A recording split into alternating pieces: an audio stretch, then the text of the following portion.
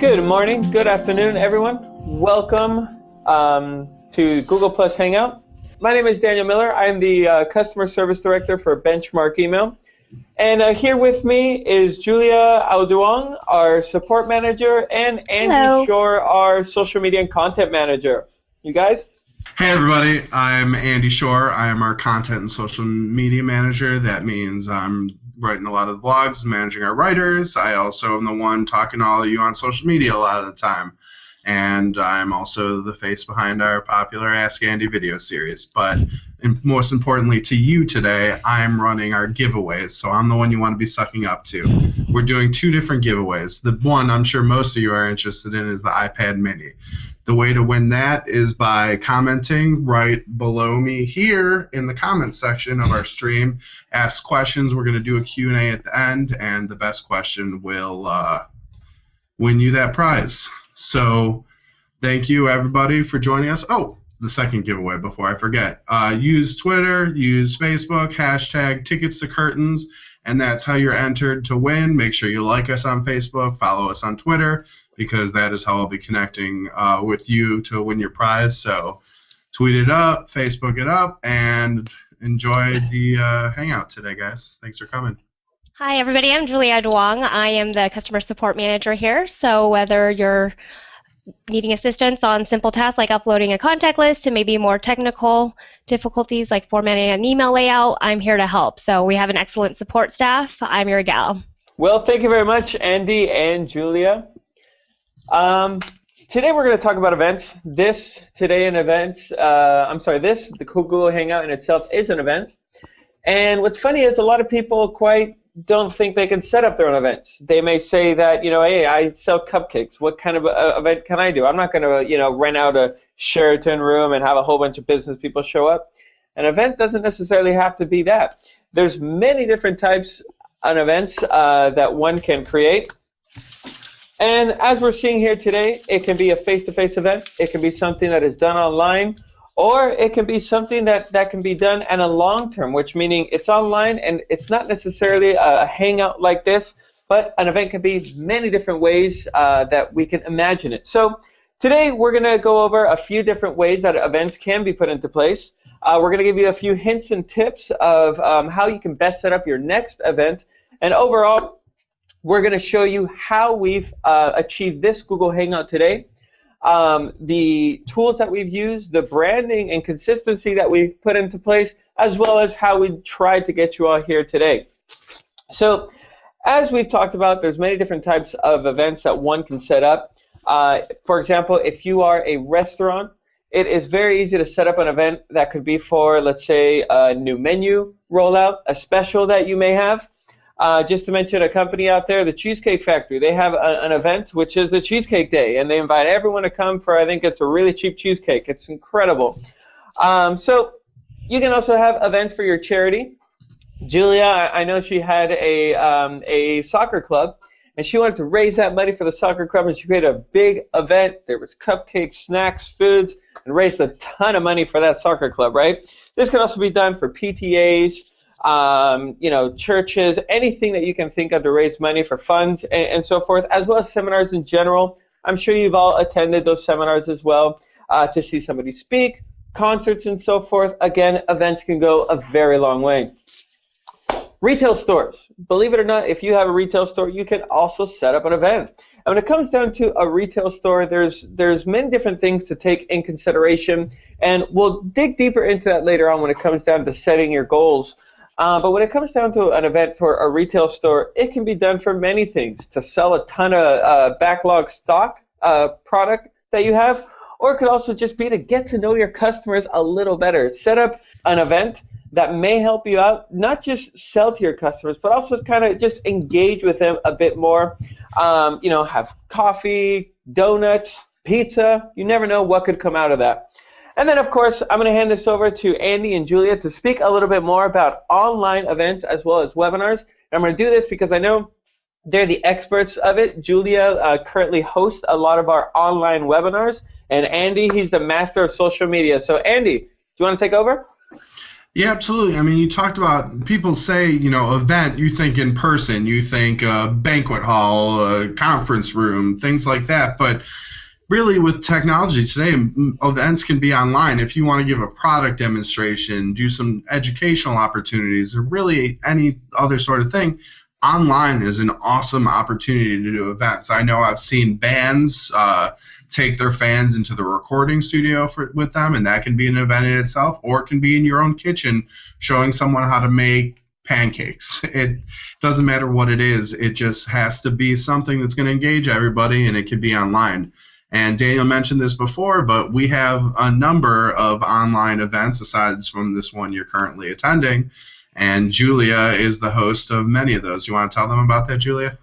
Yeah, absolutely. So for the weekly webinars that I run, it's every Monday, Thursday, and Friday, by the way. I do the introductory course for events and our email marketing platform. So basically, I use GoToMeeting as my tool to connect with my attendees. And it's just a great way to give them a visual, to walk them through, guide them through on how to use our system. So throughout the webinar as well, they have the ability, just like you do now, to input any questions, and I go ahead and answer them verbally. But yeah, it's pretty much giving them a visual test drive of our platform before actually even signing up with us. So it ranges from new clients to existing clients.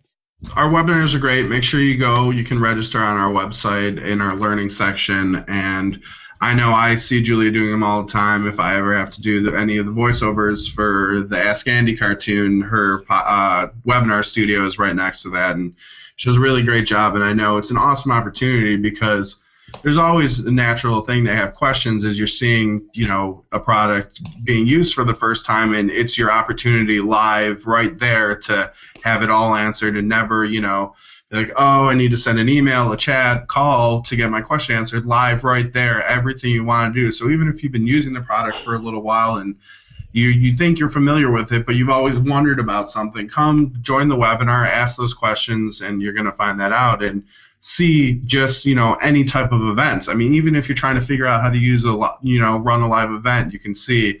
And we've had our bumps even here today, but just stay on top of it, stay on your feet, and keep going. And you're gonna engage, and it's gonna show the human side of you, even if there are with any type of live event, you're running the risk of something happening. But if you have a good plan and everything, and perfect example is we had to change the date of our event. Daniel had to be in Colombia for an event down there, an in-person event, a trade show, and he was running our booth. He is, fluent in Spanish. He spent 12, 14 years in Spain, so he goes down there for those. But we realized, oops, he changed, his flight to another day. We can't do the Hangout on a certain day, so we had to be able to alert all you guys. So it's just being prepared and letting all you guys know you're ready. Talk about problems that we had today. Believe it or not, we have had a few technical difficulties. Let's go ahead and let's dig into this, and let's talk about challenges that you may be able to face. One of the challenges that we can talk about right now, if you're having an online event, your internet could go slow. We have requested everyone here at the office to please turn off all streaming. That includes Spotify, YouTube, Pandora, anything that could possibly be streaming. We want to make sure that it's turned off. And that also includes, of course, downloads and file transfers and all that, which is a very difficult thing to stop when you're an online company. So let's go ahead and let's talk about challenges that one may face when it comes down to setting up an event in general. One of the main challenges that you may face is, first of all, getting people to notice your overall invitations. You're going to be sending out invitations to everyone, of course, to invite them to the event. But how do you get them to notice those invitations? You may choose various methods to send invitations by, whether it's through social media, email, or it could also be a postcard in the mail. And the real thing here is how do you get them the response, let's say specifically when it comes down to an invitation via an email. My number one suggestion is on the subject line. The subject line is by far the most important part in your email, in this particular case, in an invitation, because it's your 3-second likability with the subscriber.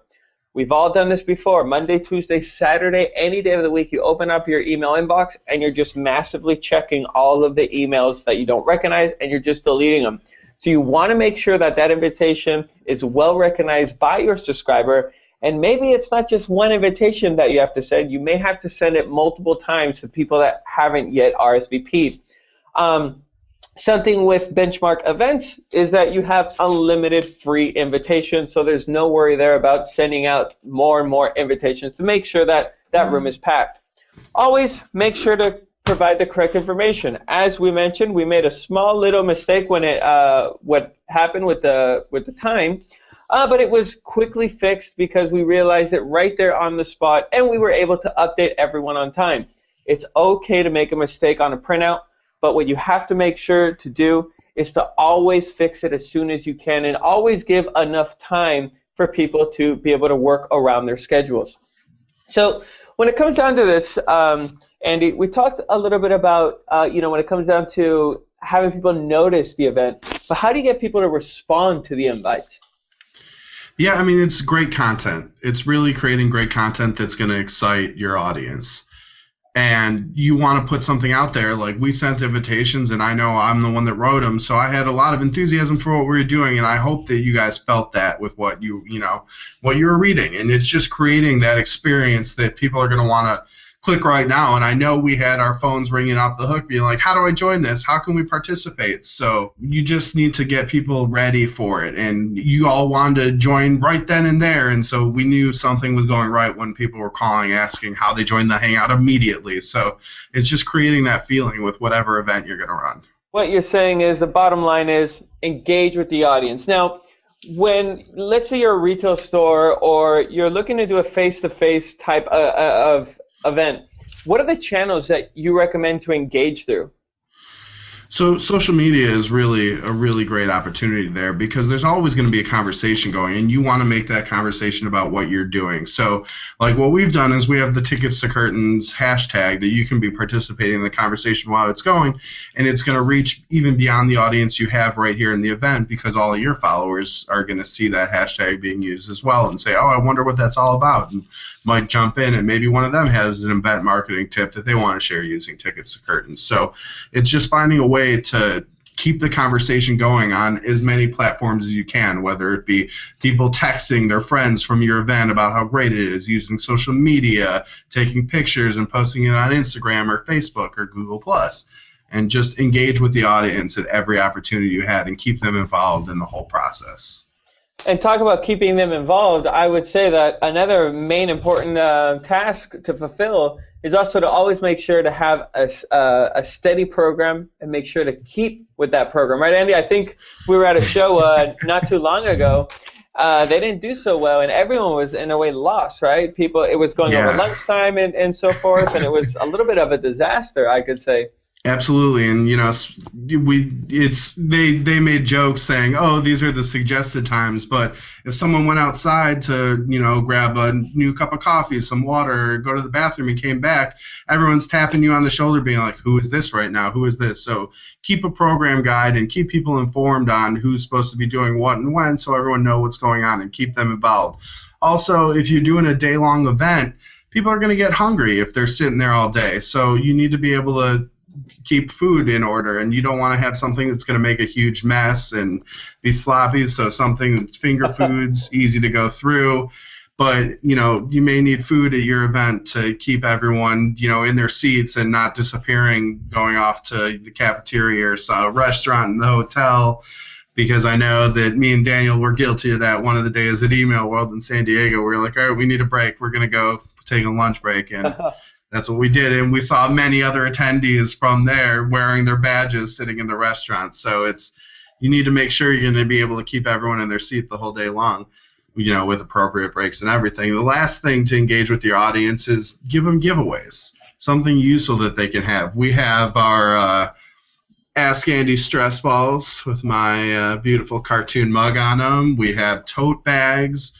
We have mouse pads. We have memo pads. And it's just something that someone needs to write down a note. They're going to look down and see the Ask Andy cartoon right there and think of us. Or they're going to be stressed at their desk. And I know I see plenty of my coworkers, and I don't know if they're just looking forward to squeezing, my face and getting their anger out on me, or whether, it's really helping them. But it's those little reminders that are going to keep with your attendees even past your event.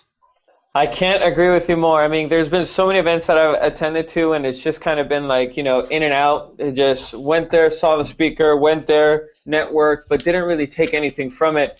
And those are hundreds of events that I can't really remember unless I really think hard about. But of course, if you walk away with a giveaway and you have that laying on your desk, I think I have a few giveaways here. Let's see what I got. I got some stress balls and so forth. I mean, it's things that you're always going to remember. And of course, it's useful thing as well. I really believe if you're going to give something away, make sure it's useful to the attendees to where it doesn't go straight into the trash, but they actually use it, have it on their desk, and have a good memory about that event. That's awesome. So we've talked a little bit about creating the event. We've talked a little about engaging and giving something useful. Now, let's talk about inaction, all right? When it comes down to minimizing no-shows, making sure that people attend the event, as well as confirming who's going to be there, it's really difficult knowing how everyone's schedule is these days. I mean, we have 100 million things to do. How can we make sure that people are actually going to attend the event? Not just say that they're going to come by RSVPing, but how do we ensure that they're actually going to be there? Andy?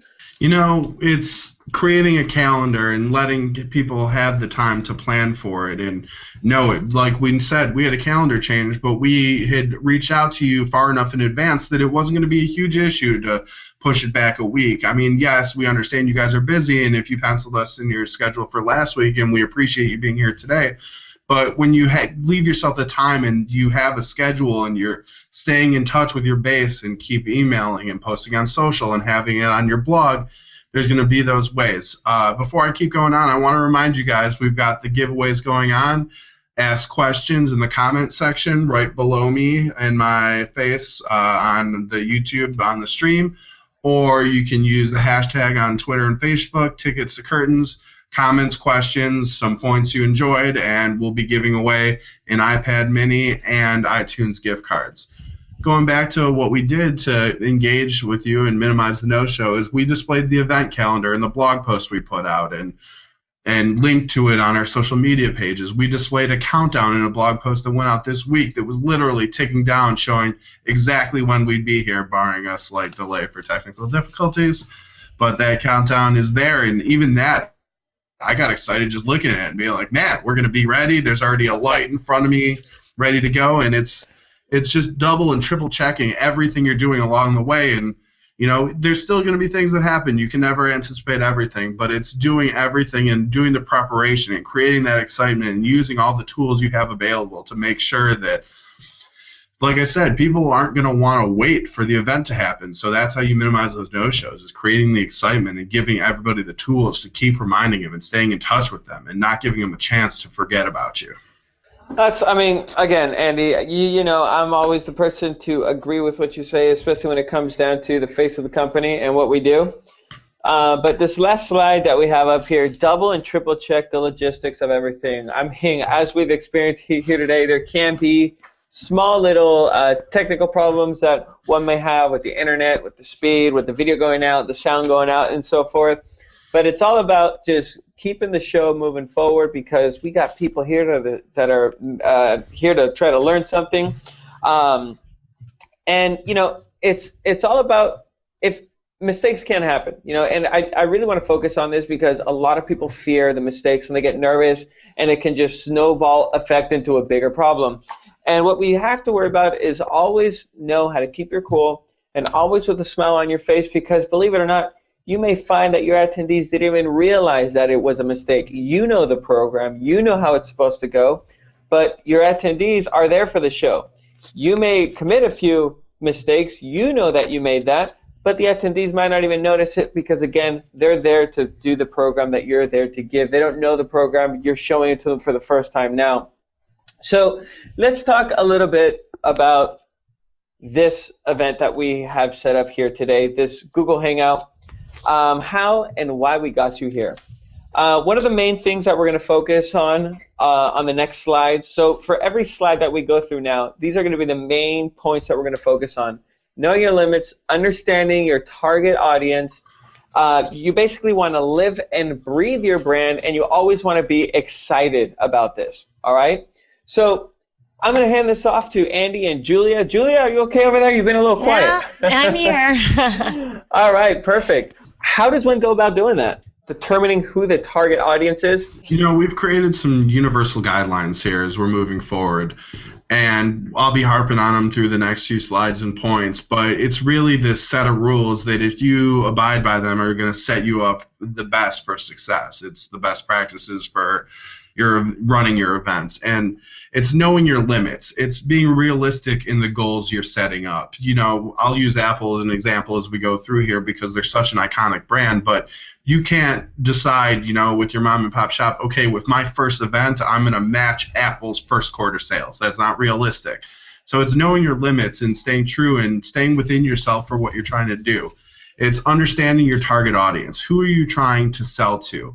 Me and Daniel were at Email World, and one of the guys on stage was talking about when he sends out his email campaigns, when he's pitching people, he'll go to Google Images and find a face of the person that he wants for that list, and it's identifying them and knowing who you're selling to. It's having an aesthetic. It's the feel and look for what you're doing, and it's exciting your brand and being happy. And if you're excited about it, your subscribers, your attendees are going to be excited as well.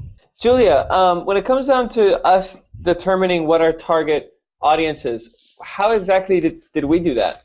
Well, for this particular event, it made logical sense that we reached out to everybody who expressed interest in our events platform. So hope you don't feel as though we invaded your privacy, but we used our own technology to find out who it was that clicked on that ticket icon as soon as you logged into your account. So those are the people, and here you are today, as opposed to just targeting everybody or only those who clicked on that envelope icon who are using our email marketing platform. That's awesome. So basically, we use the technology of tracking, that scary digital thing that we have, right? I mean, that's the beauty of being a digital platform is you can basically track anything that happens. If someone clicks on a link, you can track that. If they go to a certain page, you can track that. And it's just the beauty of it. I mean, from creating your event to seeing who's attending, to seeing what they did on your website, then the email that goes out and seeing who opened that and clicked on it. I mean, just the 360 degrees that you can get from digital technology is just incredible. I love it. So, Andy, now that we've determined the target audience, how do you go about determining, okay, now I know who my audience is, what is the correct channel that I should maybe do the event for? Should I do it live, online? Please, can you talk a little bit more about that? Yeah, you want to determine the venue, how this event's going to go down. We're a digital company. Online makes a lot of sense. We're doing that.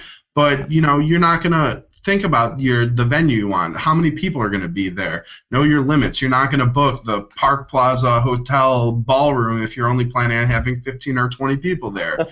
And know your target audience. Are you hosting a farming convention? You're not going to host it in the middle of a city because that's not where farms are. Are you, is it, like I said, digital? Or is it an older audience? Are they going to have trouble with that? Do I need to do something in person? And is it going to be somewhat there the people are excited to? If I was invited to an event at the Hollywood Bowl, I would be stoked to go there. But know if that makes sense for what you're doing and have the venue something that's excited about. Google Plus is an exciting venue that we're, having some bumps with, but we're having a good time using because you get to see our faces, see the awesome slides that Design did, and I know Julia has a little more to say about that. We chose Google Hangout as our means because we didn't want to limit our audience based on their geographic location. So we have clients all over the world. Whether you're joining us today from San Diego to India, we hope you are able to sign in and find us okay. On top of that, being able to see us streaming live on YouTube makes it very personable. You want to make sure that not only is your logo everywhere, but you want to put a face to the company as well. So think about that as you're promoting and thinking about your venue. So I know we've talked a little bit about this earlier, but when it comes down to making initial contact with the target audience that you're looking for, Andy, once you have the target audience, do you have any advice based upon then contacting them? Absolutely. I mean, like we said, you're forming this picture for who you're going to sell to and what your goals are with what you're doing. So if for a digital event, it doesn't make sense to send handwritten calligraphy invitations on a nice cardstock because people are going to be sitting there looking at the invitation and having to type in a URL and struggling to read the calligraphy handwriting about what the proper URL is. So it's knowing what's going to make sense in what you're sending to them. And, you know, I'll go back. If you sent my grandma an email invitation for Google Hangouts, she would never get there. So it's understanding how you're doing it. Do you send an email invitation? Do you use social media? Do you send, you know, a print invitation? It's for the appropriate event. There's always going to be the ways you can do it, and it's covering all your bases. I don't know, Andy. You have said that your grandma's pretty good on the computer, that she follows your tweets and stuff like that. She does do that. She loves to Skype with me, but I don't know if I told her that we were doing a Google Hangout. I think she'd say, well, very good luck with that. I won't be attending. That's awesome. All right, well, Julia, you know, what are the channels that we use to engage with the people that have attended today? Meaning, how did we reach out to them to join us here today on this Google Plus Hangout? Yeah, so using our event is a perfect example to apply to. We used naturally our own events tools because it's so awesome. You can create your invitations, which we've sent out to you. You can create a landing page and or web page so that you guys can easily find us, which we hope you did and registered to. On top of that, there's a manage page, so you're able to track who's registering, who they are, how many, so on and so forth. So we thought just using all of our tools to reach out to you guys today was perfect. Okay, and of course we also included the ability to use Facebook. We promoted well through there, and that is going to run into our branding. Andy, I know you are, you know, along with our design team, you guys work hand in hand, content and design. I mean, the design has to match the content. So when it comes down to branding, how do you guys work out that to where exactly what you're right? I mean, they always say that a picture's worth more than a million words, but when you can combine a picture with the words, I mean, it's just amazing. So can you talk a little bit about branding and how important that is for the event? Yeah, absolutely. I believe the stat is it takes up to 7 times of someone seeing your branding for it to click with them and for them to remember it. So you need to be considering that on all of your touch points and keeping it consistent on what you're doing. And yes, consistency is important, but there also needs to be some variety. If you're posting the same thing to your Facebook, your Twitter, your Google+, your Pinterest, your emails, everything, why are people going to pay attention to you across all of those channels? So yes, you never know where someone's going to come into contact you, so you want to be putting that information out there on all those channels, but they're going to unfollow you if it's the same thing all the time. So even if it's the same link, think of a different teaser, a different introduction, different thing to put out there, so it's going to be interesting each and every time someone sees it, but also it's going to click with them. They're going to see benchmark, benchmark, benchmark, Andy's smiling cartoon face, everything to make you guys remember us and remember what you're doing, so that your branding is consistent, it's interesting, and it's awesome, and people are going to be there at your event because they're going to remember your brand, they're going to want to engage with your brand and tell other people about it. So, Julia, can you talk to us a little bit again about how we reached out and how we combined a branding with our content throughout our multiple channels? Yeah, absolutely. Just as Andy was speaking about earlier regarding the blog post, I mean, we wanted to talk about it all the time. I mean, out of sight, out of mind, right? So we wanted to make sure that there was constant chatter. So we promoted it using ticket forms, calendars, and countdowns on those blog posts. Promoted it on our social channels like Facebook, Twitter, and Google+. Monthly newsletters. We sent out the reminder email. So yeah, it was a little bit of a pushback, but again, we're talking about it. So just creating that hype, creating that excitement as we discussed before, and just making sure that that you guys didn't forget about us here today. Very nice. So basically what we did is we combined everything together and we made sure that it was a consistent branding all the way through. And honestly, I mean, the new design team that we've hired, for those of you that have been part of Benchmark Email since, you know, way before when, in just about 2 years, actually, our website has changed dramatically for the best. You know, I am going to take off my Benchmark hat, and I am going to actually apologize. Our images, I do know that we've had a little bit of a problem with the image gallery lately. Julia can support that all the way. But the one thing that we focus on is absolutely making sure that no matter what, you're happy, and no matter what, we can fix the problem as soon as possible. We are doing many changes in the background. We're moving up. We're upgrading to new servers. And always the IT guy says, technically there should be no downtime. We always have triple backups, but in the worst case scenario, it can always happen. So again, we do apologize for that. But overall, we're trying to create a better benchmark, and not just for emails. It's going to include events and a quick little secret there for you, maybe a few other platforms later on along the way. The bottom line, though, if you can notice, not just on this event that we've created today, our branding is consistent all the way through, and it's something very important to take in consideration is to make sure that your customer always knows who you are. If you have your Facebook page that looks one way and your website that looks completely different, you're going to throw your customers off completely. When it comes down to goals, this is something that is very important, and it's something that I always suggest people to do before the event, right? It's funny because here we do help a lot of people set up their own events with benchmark events, and they set it up, and after that they call us and say, oh, I had so many attendees and all this, now what do I do? And we ask them, well, did you set goals before this? Like, did you figure that out? And they're kind of lost with that, right? They're not quite sure what we mean by goals. You know, it's an event, which I just wanted to invite people. Yeah, but before doing that, you may want to set certain goals based upon sales, or maybe based upon just engagement with your subscribers, with your customers, or with the attendees. Like I said, if you have a retail store, you could easily have a goal with sales to say, okay, I'm going to have this event to sell X amount of product that I have in the back that I just have to get rid of to bring a new product. Or you could just have an event to say, you know what, my customers aren't coming back as much as they used to. Maybe I need to re-engage with them. Just have a little teak party. It's as easy as that. It doesn't have to be something that's huge. It can just be something as small as just a small little get-together, just to re-engage with, again, your customers to keep them coming back. Julia, like I've said before, you do a lot of our webinars. Yeah. In these webinars, we educate, we showcase, we do a lot of different stuff. How do you actually measure the success for those type of webinars? Yeah, so depending on your event, you're going to choose what logical goal would be. So whether it's financial or number of attendees, I personally like to gauge my webinars on the quality of the questions that are being asked. So as I mentioned before, like if somebody is asking me a simple question such as how to log into your account when I'm halfway into the webinar, it's a little bit concerning. But if they're asking me formatting questions or a little bit more technical or difficult questions, it's more reassuring, and I know that I've successfully conveyed my message in my webinar. Very nice, very nice. Now, I've done the webinars as well in the past. Do you get nervous when there's no questions? Like, how if it's engaged by that, like, yeah, if there's no questions at all, what does that mean?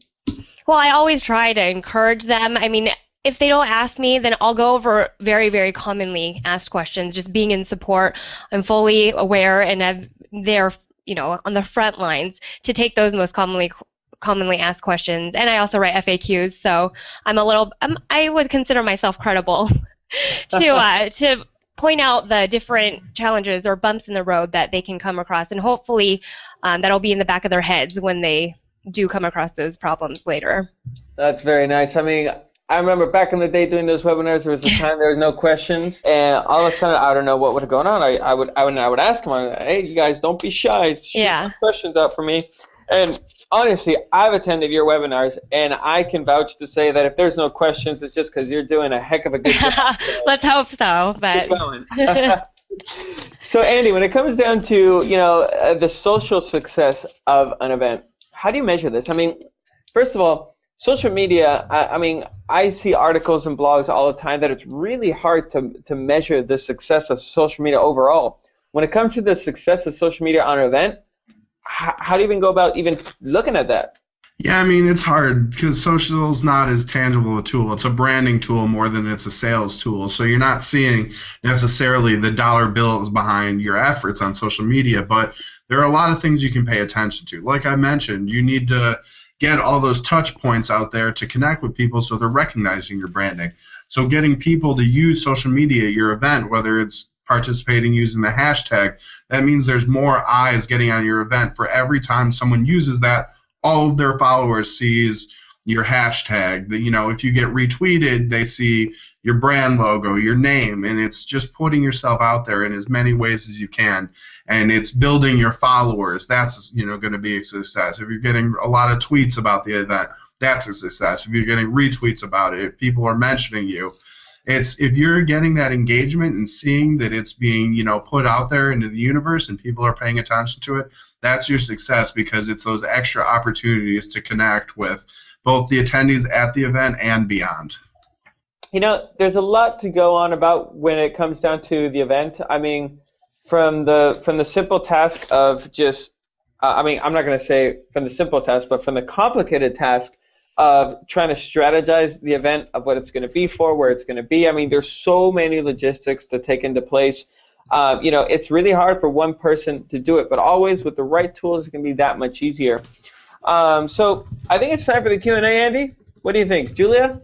Yeah, absolutely. Sure. I'm Sounds looking good. forward to doing it. We'll do our Q&A and our giveaway. The first question I wanted to address is, Benjamin Pavey was talking about what kind of giveaways are useful for people to have. And just think about it. Is it going to wind up in a drawer somewhere? Are people actually going to use it? I know sometimes me and Daniel do a ton of trade shows, and we see all sorts of things, and our stress balls are, you know, mine's sitting on our desk. All the employees here have them on their desk too, and they use those. And, you know, if you wind up with 12 of them, maybe they aren't going to be as useful. But the memo pads and, you know, pens, and everyone uses those at their desk at their office. But there's even some of the more offbeat ones. I know there's a little like sticky suction cup on a rubber ball that me and Daniel got, I think from Newegg at one of the shows. Their booth was across from ours, but you stick it on your iPhone and it turns it into a stand, or, you know, your iPad too, and you can watch movies or whatever's going on just by, you know, being able to stand up your phone sideways. So, you know, I mean, there's tons and tons of websites you can go to, and there's, you know, countless items you can create, but it's, you know, put some thought into it and think about where that thing goes after you hand it to them in an event. Are they going to drop it into someone's bag and never use it again, or is it going to be useful? I know I live in Glendale, California, and they just put a, you know, a tax basically on using paper bags. It's 10 cents per bag, or you can bring your own tote bags and they'll load your groceries there, and it'll save you a ton of money and obviously save the planet. So tote bags, especially now with all the, you know, ecological benefits to it, it's a great idea. But if everyone starts doing that, you know, you're going to want to get the next new awesome thing. So it's just really put some thought into it and think about where it goes after you hand it to them, and that's what's going to make it a great giveaway. Just to add on to that, something to always to keep in mind is the cost of the giveaway with the cost of the event, and based upon your success, right?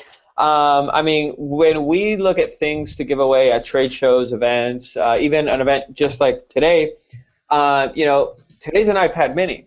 That's a pretty good giveaway. And for us, it's worth it because we're engaging with our users, and not only that, we're learning from you. We are learning the type of channels that you like. Believe it or not, us sending the invitations out through multiple channels let us know where we have a stronger following. It also lets us engage with our users to understand better the events. We open up to you, you open up to us to ask us questions here live as a hangout. You know, business can sometimes get too professional, I think, and at the same time, it can get too casual. But finding that intermediate, like something like this, is just incredible. I love it, and to us, it has a huge value, and we have no trouble giving away an iPad to have our users participate.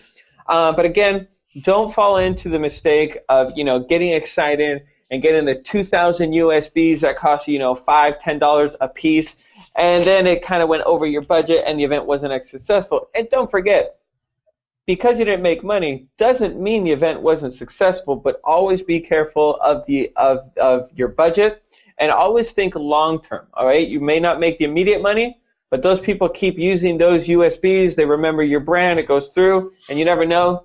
2 months later, you may get a ton more signups because of that. So anyway, do we have any other questions? Yeah, there's a bunch more coming in. want to keep it moving forward.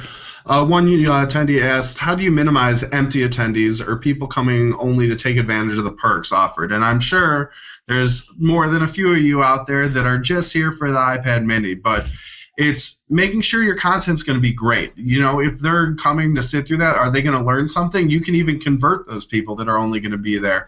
But it's also, think about it, like we're asking you to use the hashtag as part of the giveaway. That means that all of those people's social followers are still going to see your hashtag, or you might get retweeted, or however you're doing it to promote it. Think about the value that's coming from that, because even if there are those empty attendees that are going to retweet you or use your hashtag or ask questions just for that, if their followers are seeing it and be like, oh, I want to host events, I should join that. I mean, in your promotions, there's going to be value. It's just making sure you're going to derive that value from even all those things. So even if you're giving away something to someone that wasn't there, maybe you did end up benefiting them, or maybe they realized they should be doing events in the first place. So it's making sure you're doing your job on your end, and the empty attendees will be minimized that way, because you might even sell them and they didn't even know that that's what they needed, and then they're going to be running an event and maybe even using their brand new iPad mini for running their event, checking them in on the benchmark events check-in apps. So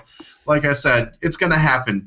People, especially on social media, are going to want those prizes, but it's making sure that when you do give them, that it's not too expensive. We're not giving you a year's trip to Hawaii. We're giving an iPad mini that's going to be useful. And so it's also making sure that the giveaways make sense in what you're doing. So from this perspective as a sales guy, which, Kurt, our CEO, I'm going to see if he sees me over there.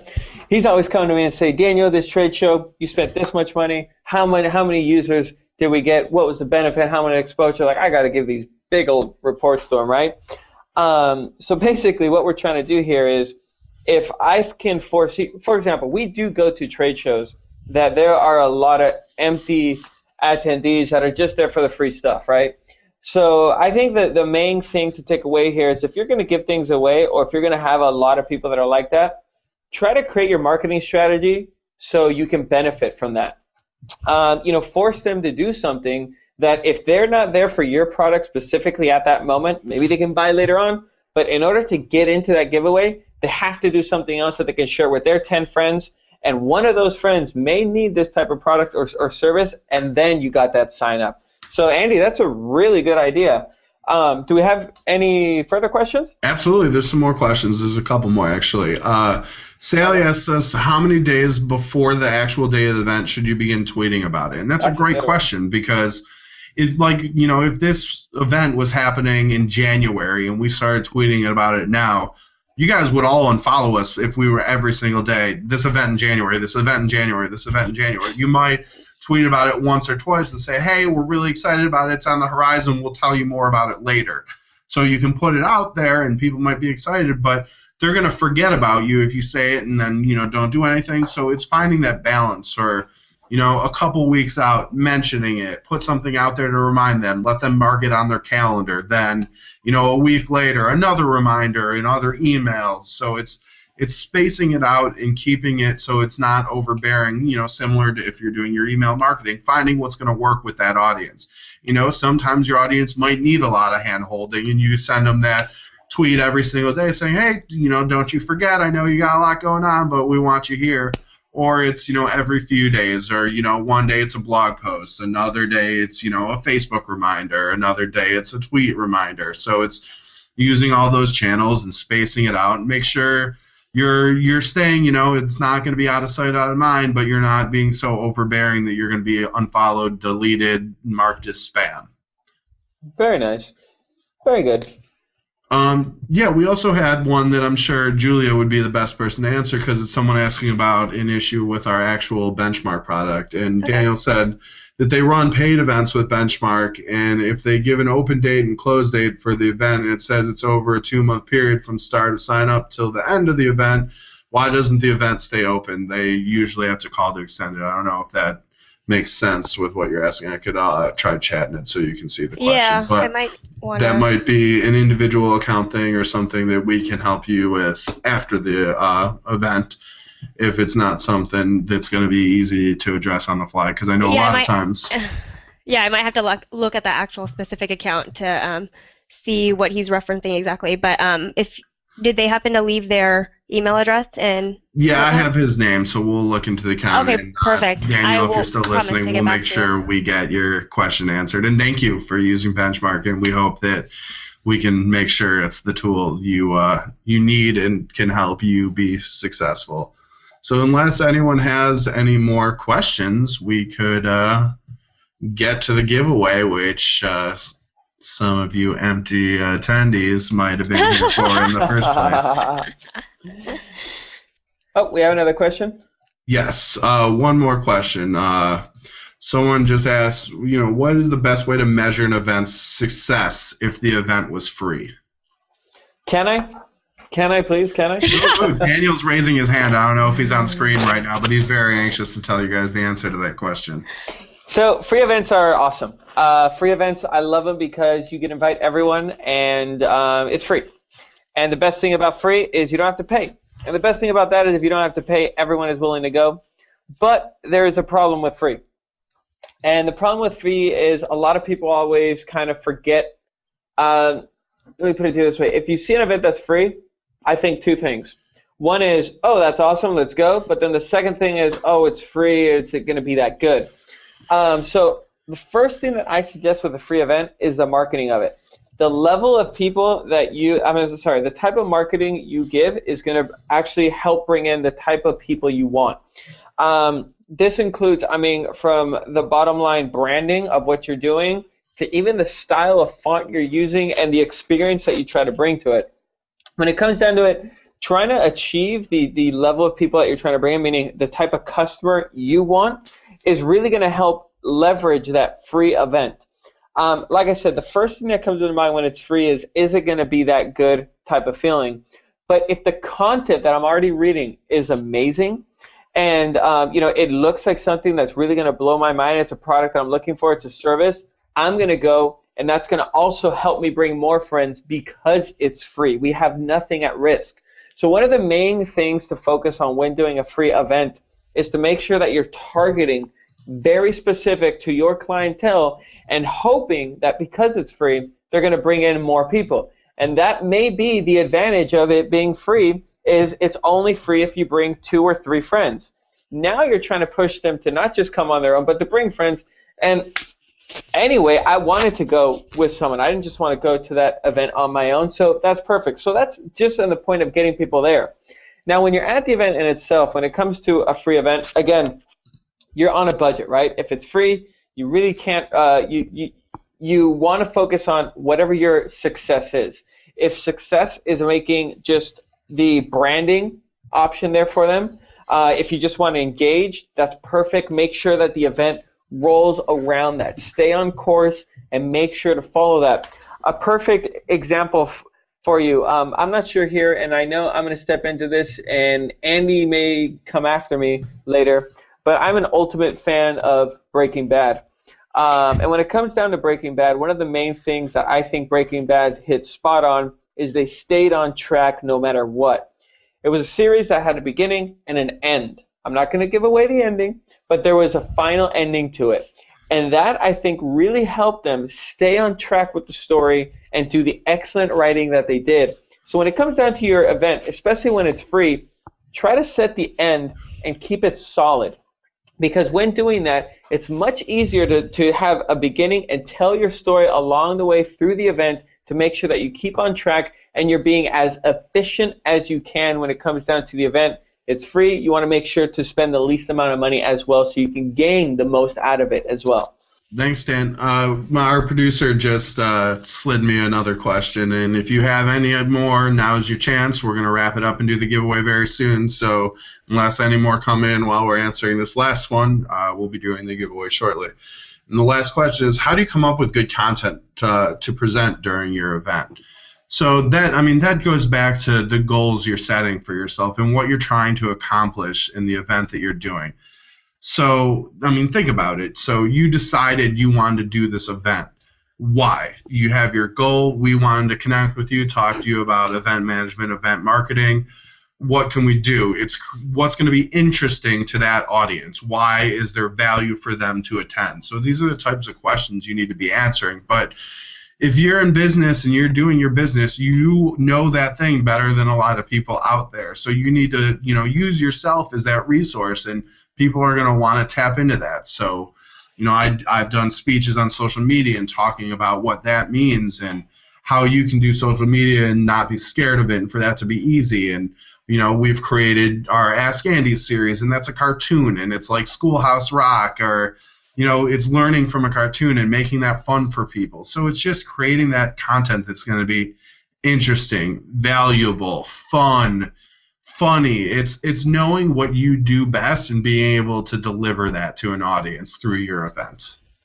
That's awesome. I mean, something to talk about as well. I think a lot of people here were expecting to us be showcasing our product and going through it and so forth. And yeah, we could have done that, but we wanted to be a little bit more casual than that. We wanted to more have a conversation. This is why we also chose to do this through a Google Hangout, because we wanted to hang out with our event users. We wanted to basically be crystal clear with you, and we wanted to learn from you as well. But of course, if you want to learn about our tool, we have a webinar every week on Mondays. Julia actually takes full care of that webinar. She walks you through from the beginning to the end of your event platform, the tools that are in there. It's live, and you can ask questions, and that's what that's for. Here, we just wanted to engage with you and just have a good time. So thank you all for joining us here today. I think, Andy, are we prepared for the giveaway? Or? Yeah, we are. I do have one more question. They keep coming in. Everyone's interested, has a lot of questions. Everyone wants the iPad mini. Michelle Ward asks, how many reminders for an event do you suggest? And like I said, that depends on your audience. Is it a active social audience? Maybe you could do a little bit more. And as long as there's a conversation going on and you don't over-participate, keep talking about it. But send out an invite 2-3 weeks in advance. Maybe one the following week. Maybe one a day leading up to it. So it's create a schedule going into it and know this is the first invite I want to send out. This will be my first reminder. This will be my second reminder. It's about to happen. I'm going to send out this last one to go out. So it could be 3 or 4. It could be 1 or 2. It could be 10 or 12. It's just what makes sense and what isn't going to be overbearing. And this is our second Google Hangout. We learned from the first one, so pay attention.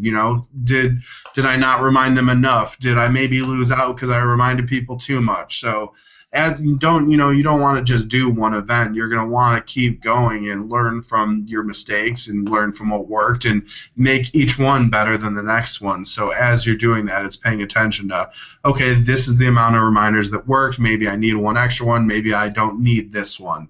So like most marketing answers, it depends, which I know everyone cringes when they hear.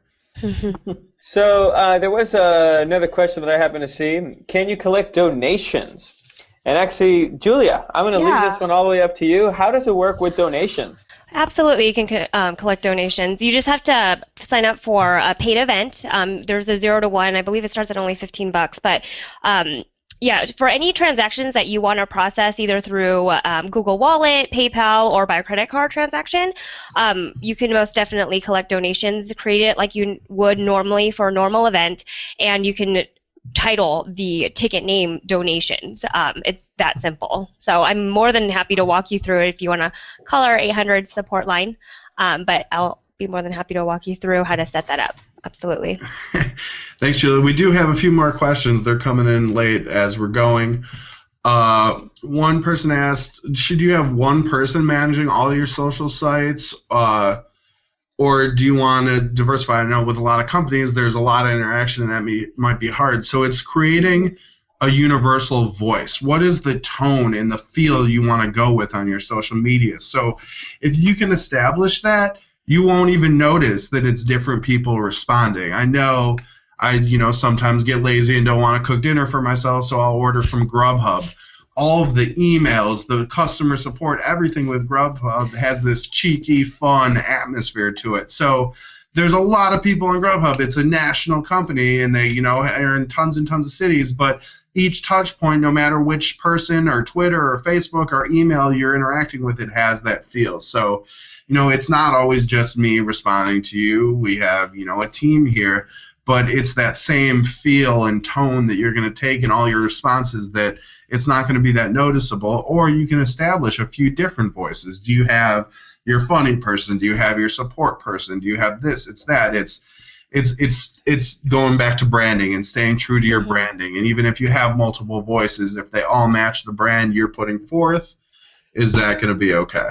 Let me use that concept to apply to our events today, too. So, for example, you received multiple emails reminding you about our event today, and I didn't cover that earlier, but if you look at it, you'll notice that there's a theme.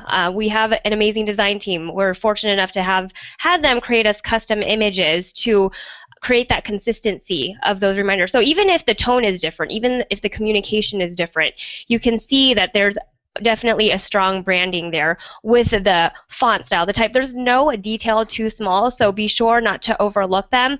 Even the font styles is very important to me, and I think should be to you too when it comes to using that form as a means.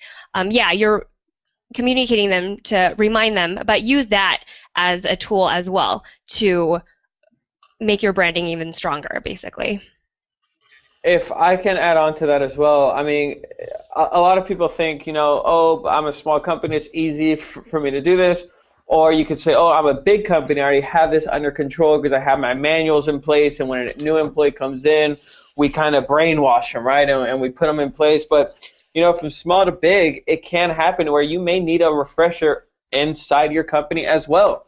I believe Apple just recently, the CEO sent out a notice to everyone to please just look over their manual just once again, just to get a refreshment of it. And it just comes to show a company that we can think that to this day, they got their marketing solid. They make sure to keep it solid by refreshing their employees' mind here and there, and not just by telling them, hey, read this manual one more time.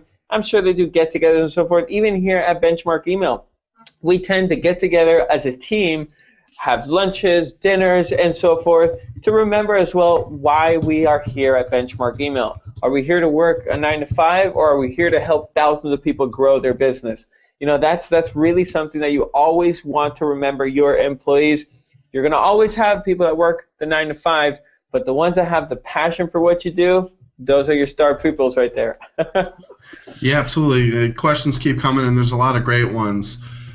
This one is, how does the person do great social media manager on top of the regular day tasks for a company? Do you need to just hire a social media person to do that, or how should it be prioritized? There's tons and tons of great tools out there that, we're an international company. I don't speak 9 different languages that were available, and so we have social media people in all those different offices, and a lot of our different offices don't have all of the employees that we have here at Benchmark to do all the marketing that we do, so they wear a lot of those different hats. So there's tools out there where you can schedule your tweets. We personally use Buffer, and that lets me set up a schedule of the different tweets I want to go out at different times. And so it's finding how often you want to post, how often you want to be out there. If you're a smaller company and say, okay, I can tweet, twice a day and be okay. I know the free version of Buffer gives you a 10-tweet schedule, so you can have it Monday through Friday, 2 tweets a day going out there, and you don't even have to think about it besides, needing to make sure you're interacting with people and checking your mentions and making sure if people are talking to you that you're going to be there to respond in a timely manner. So you don't necessarily need that dedicated person.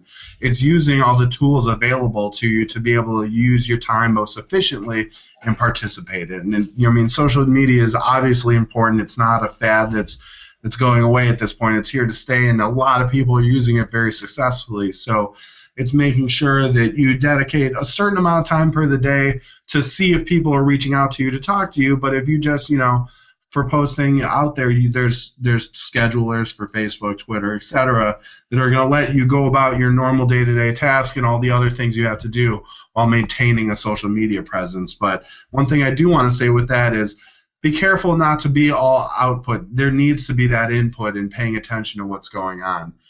One other question that's kind of hard for me to answer is, someone asked how many employees we suggest for an event of about 200 people.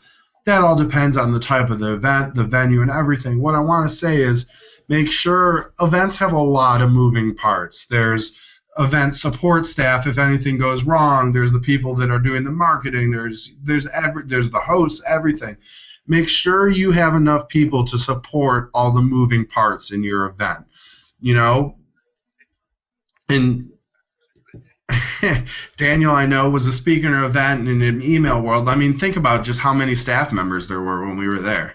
You know, and that is something to look into. And when it comes down to an event, I mean, I want to give a few examples for a speaking event, a trade show, and let's say as well a hosted event that could be at your your store, at your venue, restaurant, so forth. When it comes down to it, I mean, it's exactly what you said. First, think of the logistics. What do you need? You have, is it going to be at lunchtime? You need food. How many people are going to be there? Is there handouts that they need throughout the event, or can the handouts already be at the table? I mean, I highly suggest laying everything out on the table and putting down the main key people, the main key personnel that you already had in mind for the event, and trying to assign the different tasks to them. Once you see that the main key people already have enough tasks assigned to them, that's when you're learning, okay, now we need additional people for these other tasks.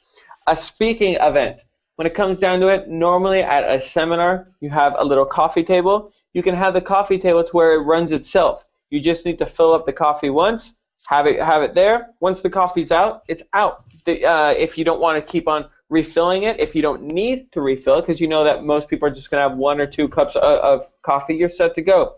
Handouts, you can already have them out. You still need somebody for the sound. You need somebody for that. So again, it's all about knowing the logistics of the event. It's hard to think of everything, but like we've learned, your first event may not be the perfect one. You may need a few events to ramp up to that. So if you're planning a huge event, you may want to start a few smaller ones before getting to that to get to know the logistics of how the events work. So yeah, that's pretty much what you would want to look for to try to figure out what is the good amount of personnel that you would need for an event of that size.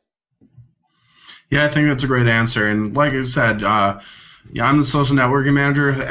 Beyond this event, you guys ever have any questions, and me and Daniel go to tons of events, we are always happy to provide feedback. So stay in touch with us on Twitter, on Facebook, Google+, Pinterest, YouTube, everything. Subscribe, follow, and ask questions. We're here for you beyond this event, so make sure you're always doing it. But I want to get to the giveaway. I know it's what a lot of you have been waiting for.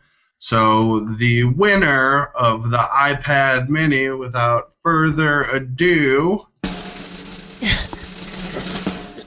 Benjamin Pavey. You asked multiple great questions. You really helped move the Q&A forward. Congratulations. Thank you so much for attending. Thank you for participating. Thank you for asking great questions. I will send you a message on YouTube with my email address so we can contact you with the details to claim your prize. As for the hashtag giveaway, we will be contacting you guys on the respective social media channels to get you guys your prizes. So be on the lookout, and we'll get there in a few minutes. So last chance is to use the Tickets to Curtains hashtag on Facebook and Twitter, and we'll be giving away some iTunes gift cards. Thank you all so much for being here. Yay!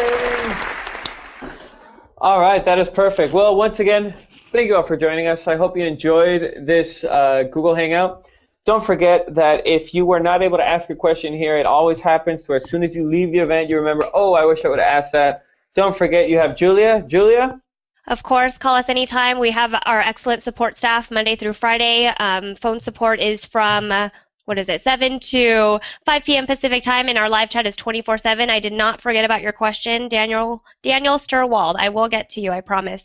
So yeah, call us. We're here to help.